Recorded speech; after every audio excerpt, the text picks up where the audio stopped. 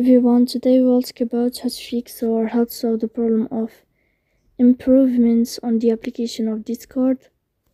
You will click on settings. In this page you can click on apps, default apps, app settings. On above you can search about Discord and you will enter here.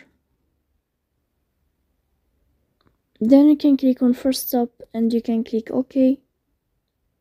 After that you will enter to the window of storage. Here you can click clear cache, don't click clear data because that can cause the errors. You can delete your account. In the end you can turn off your phone and you can turn on your phone again. So please don't forget to support us by like and subscribe. See you next time in another video, and thank you for your attention and your watching.